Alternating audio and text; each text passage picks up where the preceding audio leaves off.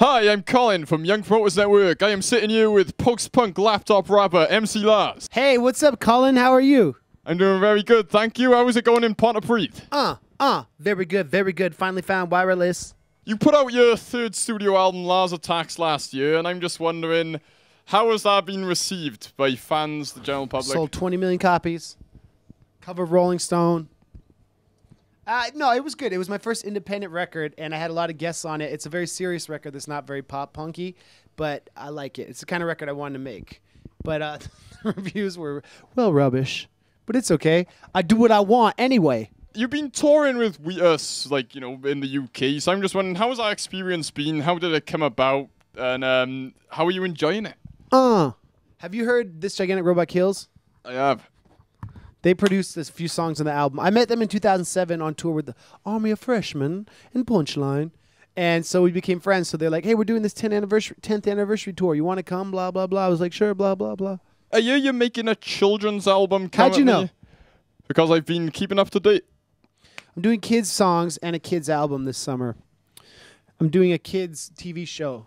I think education is rubbish, so we need to make it fresh. The system's all backwards, and they're not very creative, so we need to help people learn through music and dance. If all teachers were rappers, it would be a much better world.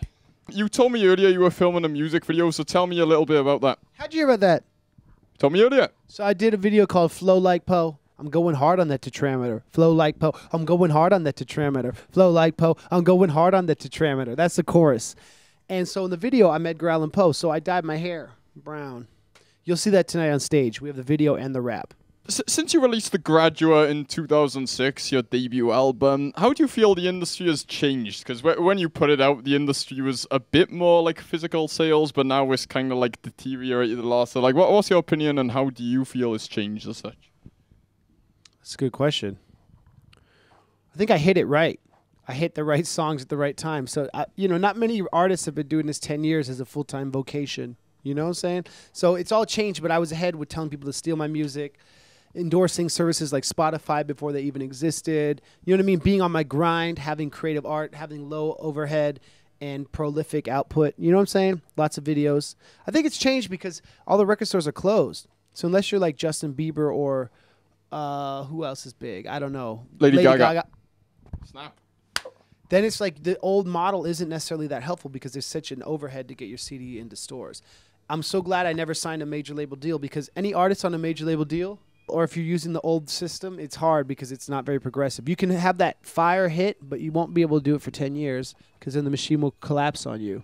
Bands like Wheatus, who had the old major label system, it helped them because they got so big, that song was so big that they are able to pursue their dreams forever now. But I think now having a big song through the channels that exist now isn't so helpful. This man endorsed pirating with a song called Download This Song, to which I said, if fans buy the shirt, then they get the MP3. If people, yeah, the thing is, when I'm not on tour, iTunes like takes care of the bills, right? But when I'm on tour, that's all the profit of merchandising. And so people come see your show because they download your music for free, in theory. So then people care. It's a weird model. New media economics. You just have to be willing to be on tour a lot. Last year I was on tour 6 months. Woo!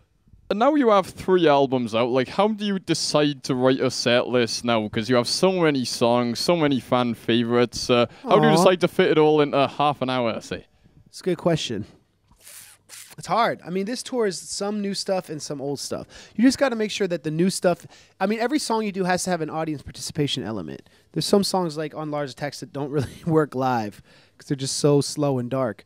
And so people, if you're doing a small opening set, people are like, this set's really boring. Why is it so slow? You have to have like fast stuff like...